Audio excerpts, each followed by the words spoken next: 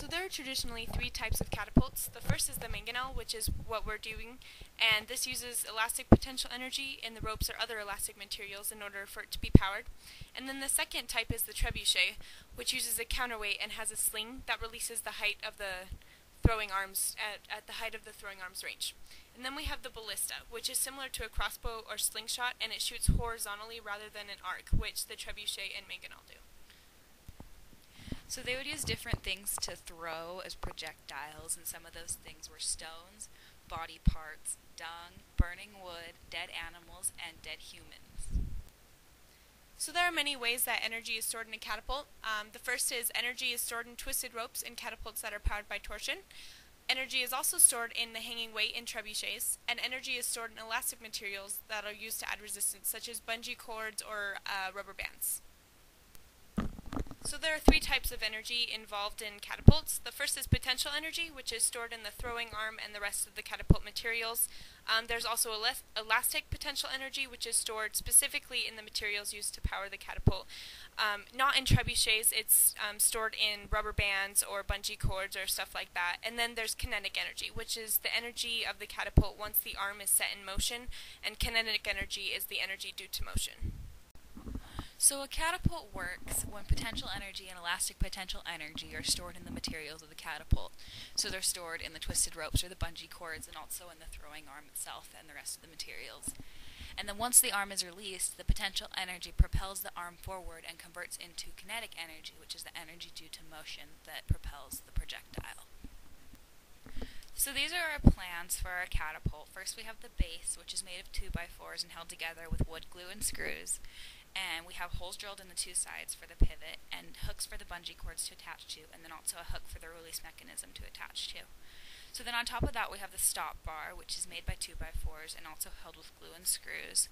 And as we were doing this, we found that we had put the bar too far at the beginning, so then we had to move it down, and we had to add sponges onto it to stop the arm from releasing at a 90-degree angle, because you won't want it less than a 90-degree angle. And then we have the throwing arm, which is made of wood also, and there's a plastic cup on the end to hold the projectile.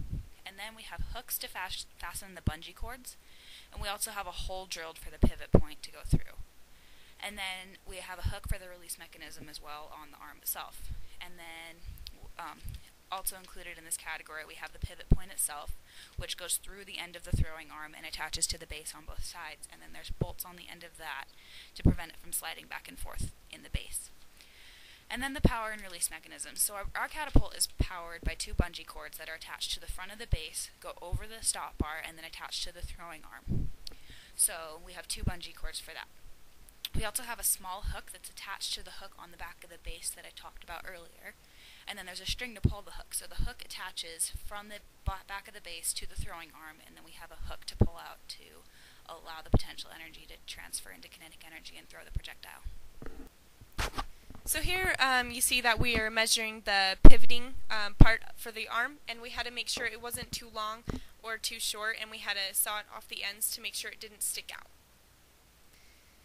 Here I'm measuring the arm to make sure it wasn't too long and in order to accommodate to the requirements of the assignment, and we had to make sure it was more aerodynamic.